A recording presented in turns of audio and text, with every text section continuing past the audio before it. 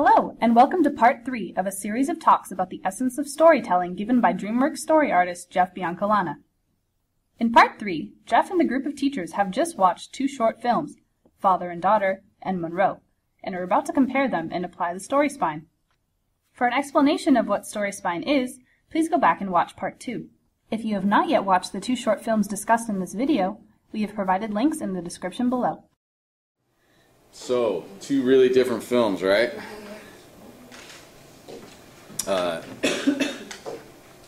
What do you guys think is the biggest difference, just right off the bat? You had to pick some. Oh, emotions, for sure. Emotions. Well, I think the first one was like so much sad. I mean, obviously, I didn't really see a whole lot of, when you're going back with it because of that, I didn't really see a whole lot of good stuff going on at all. Really? I did. Okay. Well, I don't know. Yeah. I'm not. We'll go over it. I mean, a little bit, but not as, this one was. It is pretty sad. Yeah. Yeah.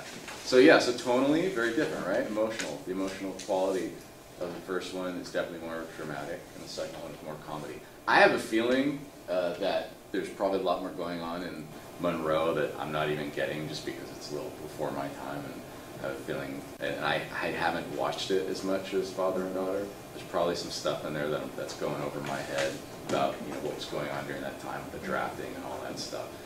But my mom actually did throw 2 of my brothers into the army. Oh yeah. Because of their behavior. Yeah. Wow. They weren't doing well. Yeah. Yeah. Yeah. Well. So maybe she saw that movie. It's possible. She might have been inspired. How old was Munro? Munro was 4. No. Oh, what's that? Oh, it was in 1960. 1960. Yeah. One of the things that I think is really interesting as far as the filmmaking aspect of it is the complete lack of dialogue in Father and Daughter, and the complete reliance on dialogue in Munro. It's narrated. You're spoon-fed every piece of information. Whereas in Father and Daughter, you're really left to Draw on your own emotions. yeah, your brain. I notice that when I watch Munro, I kind of turn off, and when I watch Father and Daughter, my brain goes into a different mode. It's questioning things. It's asking questions like, what's going on? What is she feeling? What is she thinking? What is she doing? As opposed to Munro. We're literally, they tell you, their narrator tells you everything. And I think they're both really valid. I think that they both are great ways to get your ideas across. I think that the narration is probably the easier way to go. I mean, certainly you're not leaving anything to chance. You've got the challenge of creating dialogue. Some people are great at writing dialogue, some people are not. I'm not fantastic at it. I do okay. I've gotten a few lines into movies here and there, but most of my dialogue gets rehashed by an actual writer. It's true. I'll come up with a lot of ideas that exist in films. I'll create the content, but when it comes to the characters actually, what the words that come out of their mouth, I mean, there are people who are just so good at making eloquent things that sound very natural, that just flow. It's definitely its own art form. So, but yeah. So you would have obviously the challenges in making something without dialogue, of making sure that your images really support what you're trying to say. Yeah. I was thinking in the first movie, the music, the background music, was more off on the flow of the movie. I mean, even though it's silent in the conversations, but the kind of music, it's just like dig into your heart. Yeah, absolutely. If you take out the music, yeah, it's totally different. Yeah, I totally agree. I mean, we see this with every film I've made. We usually don't have music in the beginning, or watching the reels. The reels are basically rough cuts of the film. You should watch one of Charlie Brown. Yeah. Yeah. Charlie Chaplin. Off of her, but I had another thing to say. I used to watch that movie that's based on Christopher Walken, where he has a coma and then he could see in the past and future. I can't think of what it's called right now. I don't know if I've seen that. But Sounds it good. was I a love series. Christopher But Walken. anyway, it was a really good series. Uh-huh. And then I saw a part of it where they were filming it without, you know, before. Mhm. And I had seen that scene already and really liked that scene. Mhm. And then when I saw them making it without the music, I was like, oh, that's Yeah. boring. Oh yeah. This is a guy in the wood, you know, Yeah. in the woods, you know, looking Yeah. at something. But what I was going to say about the two movies is point of view. Mhm. When you write this stuff, who are you writing it for? Because I can relate, one being a girl, Mhm. to the first movie. The second movie I couldn't relate to other than my brothers, you know, what Yeah, I commented on.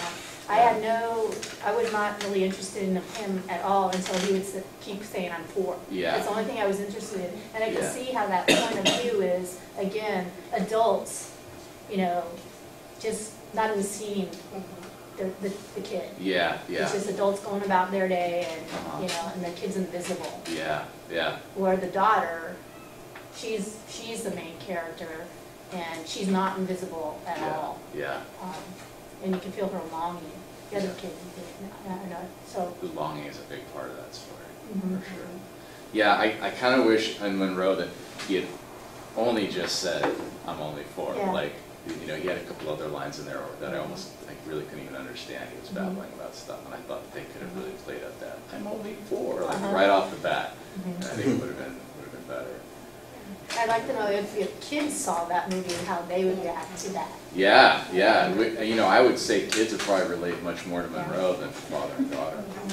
I mean, I'll tell you, like, I didn't have a daughter when I saw Father and Daughter, and now I do, and it's a totally different level.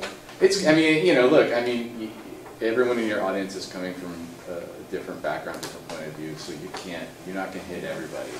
I watched Poltergeist the other night for the first time in like 30 years, and I was struck by the fact that their daughter had been sucked into the television and they couldn't find her. Like, that never bothered me before. That was the least interesting part. I was like into the ghost and the guy ripping his face off, and all of a sudden I'm finding myself being like, oh my God, that must be so terrible to your daughter's in the house and you can't find her.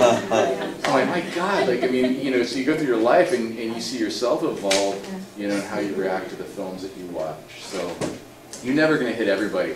Part of the problem with what I do is I make what's called 4-quadrant films. And I say it's a problem because there's basically, Hollywood has broken up their audience into 4 quadrants. And I can't even tell you exactly what they are, but it's like men and women under 20 and men and women over 20, whatever it is. And so you've got these 4 quadrants, and they want, most of the movies that I work on, because the budgets are so big, they have to hit all 4 quadrants. So you're constantly trying to appease everybody, which means it gets watered down. I'd really like to work on something that's focused on a specific group, where we can really just push it as far as we can to get that one group of people interested, and not worry about offending somebody or, you know, not appealing to somebody else. But it is something. I mean, when you guys are making your films, if you're specifically aiming Green Ninja, you know, at kids, you know, then you can definitely skew it that way. And this is a great example of, like, you know, what is a kid going to be more interested in? You know, if you did something more abstract and dramatic, then maybe they're not going to tune in as much as it maybe has a little kid character and it's goofy and it explains everything very clearly. So that's a really good observation and really important. Because middle schools, they can't, 6th graders, they don't do abstract. Mm-hmm. Even 7th graders are challenged by that. I Yeah. have trouble with Yeah. this movie with Yeah. that. Yeah, absolutely. In the Green Ninja, are there any children? I mean, I don't think I've seen all the movies. I haven't seen all of them. Are there any children? No, we haven't featured any children. But of course, the films that the students made featured children. Yeah, right. So, it's interesting that the main character of this is really a villain, okay, who fails, and he doesn't really change at the end. He'd still like to be evil. So, you know, applying this it's going to be tricky.